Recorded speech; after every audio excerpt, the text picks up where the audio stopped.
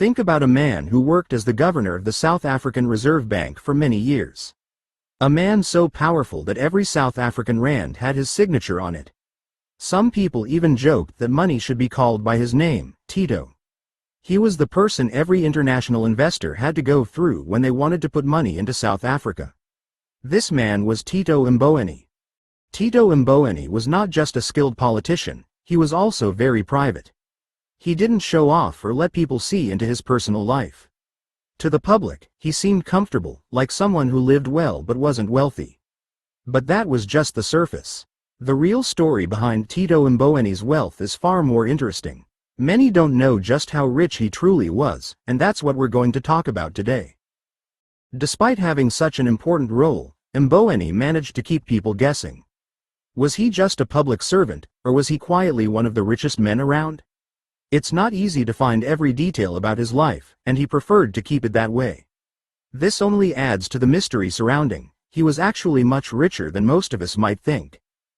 In this video, we are going to find out how much Tito Mboweni was really worth when he passed away, and what he left behind for his wife and children. Was he just a respected public figure, or was he secretly very wealthy? Join us as we explore the life, wealth, and legacy of Tito Mboweni. Tito Mboweni was born on March 16, 1959, in a small, lively town called Tzaneen, tucked away in the beautiful Limpopo province of South Africa. Growing up as the youngest of 5 siblings in a modest home, Tito's family didn't have much money, but they were rich in love and support. His parents worked hard to put food on the table, teaching him that honesty, respect, and hard work were more valuable than any material wealth. From an early age, Tito had a curious mind and big dreams, always wanting to learn more about the world around him. Evenings at home were simple but memorable. Tito would often read by a small, flickering kerosene lamp, soaking in whatever books he could find, even if they were old or borrowed. Sometimes, he'd share the stories with his siblings, his voice animated as he read aloud, dreaming together of all the things they could become. Friends would often say that Tito was different. He had a determination and spark that made him stand out, even as a young boy. Some joked that he would be the one to put Tzaneen on the map one day. When it came time for high school, Tito was determined to study hard, knowing education was his key to a better life. His parents managed to send him to local schools, where he quickly made a name for himself as a bright, hard-working student. After completing high school, he earned a spot at the University of the North, now called the University of Limpopo. There, Tito studied commerce, diving into subjects like economics and finance, which fascinated him. He was known for asking tough questions and never settling for easy answers. But Tito's ambitions didn't stop there. With a bit of luck, talent, and determination, he managed to earn a scholarship to study in the United Kingdom at the University of East Anglia. It was his first time away from home, and being in a foreign country was a huge change. Tito embraced this opportunity, soaking in the new culture and knowledge. This experience opened his eyes to bigger ideas and possibilities. He returned to South Africa with a renewed sense of purpose, ready to make an impact and prove that a boy from Tzaneen could indeed achieve great things. Before we proceed, we kindly ask for your support by liking, commenting, and subscribing. Your engagement helps us to grow and continue providing valuable content. Thank you. After returning to South Africa, Tito Mboweni was eager to put his education in development economics to good use.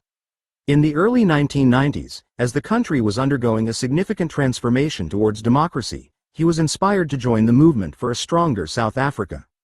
He began his career in the Department of Trade and Industry, focusing on policies to enhance the country's economic competitiveness. Tito's dedication quickly earned him a reputation as a forward-thinking leader committed to improving South Africa's future. In 1994, during South Africa's transition to democracy, Tito Mboweni became one of the youngest members of Nelson Mandela's cabinet, serving as Minister of Labor. In this role, he worked tirelessly to create fair labor policies that protected workers' rights while also fostering business growth. His efforts laid the groundwork for a new economic landscape in South Africa, emphasizing job creation and better working conditions. His success as minister earned him widespread respect and recognition. Tito's career took a significant turn in 1999 when he was appointed as the governor of the South African Reserve Bank, making history as the first black South African to hold this prestigious position. This role came with immense responsibility, as he oversaw the nation's entire financial system, setting interest rates and managing inflation. For over a decade, Tito's signature was printed on every South African rand, making him a household name. It became common to hear people jokingly refer to Tito as a synonym for money. Throughout his tenure as governor, Tito built strong relationships with international investors, significantly boosting South Africa's economy. His prudent decisions and steady leadership helped maintain stability during both prosperous and challenging economic times. Even when faced with global economic downturns, Tito's leadership ensured that South Africa's economy remained resilient. After leaving the Reserve Bank, Tito continued to influence the political and business spheres through various advisory roles and board memberships. He maintained a low profile but was deeply involved in important financial decisions that shaped the country's economic policies.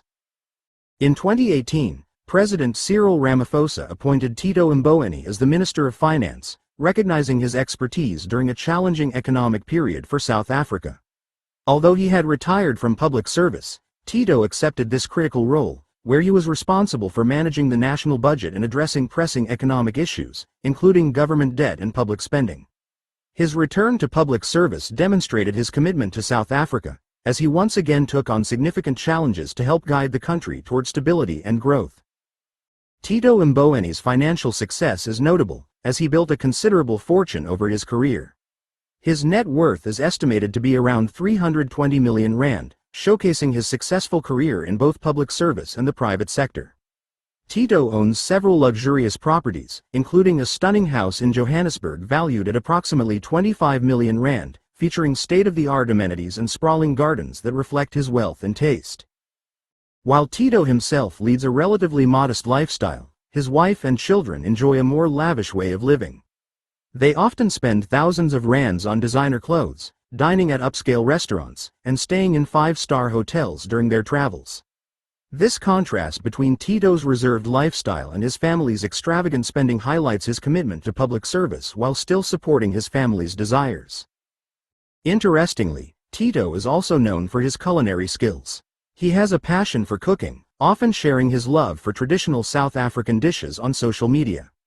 Tito takes pride in preparing meals for his family, showcasing his ability to create delicious, hearty dishes. He often posts pictures of his culinary creations, which range from simple comfort foods to more elaborate meals, reflecting his down-to-earth nature amidst his wealth. In terms of investments, Tito has significant stakes in several companies, including a notable investment in the financial consulting firm Mboweni Associates, valued at around 60 million rand. Additionally, he holds shares in major companies like Sasol and Naspers, with estimated holdings worth 35 million rand and 50 million rand, respectively. These investments not only contribute to his wealth but also reflect his influence in South Africa's financial landscape. Tito Mboweni's journey is not just a testament to his professional achievements but also reflects his unwavering dedication to the progress of South Africa. His influence in both the public and private sectors has solidified his reputation as a key figure in the country's economic development, alongside the lavish lifestyle enjoyed by his family. He passed away on October 1, 2023. He died a very unhappy comrade. As we used to spend a lot of time discussing issues facing the movement and our country, in particular, the fate of the National Democratic Revolution. His legacy is marked by his significant contributions to the country's financial landscape and governance. Throughout his career, Mboweni served in critical roles, including as the first black governor of the South African Reserve Bank and later as Minister of Finance under President Cyril Ramaphosa. His unexpected death prompted a national outpouring of grief and tributes, with many recognizing his dedication to public service and the impact he had on South Africa's economic policies. Mboweni was remembered for his humility, work ethic, and commitment to improving the lives of South Africans. His contributions to the country's development will be felt for years to come, as he left behind a legacy of resilience and vision. Tito Mboweni's life was a testament to the power of dedicated leadership and the importance of striving for a better future for all. His passing marked the end of an era, but his influence will continue to resonate in South Africa's economic and political landscape. Thank you for watching. Stay tuned, and let's catch up next week. Remember to like, comment, and subscribe.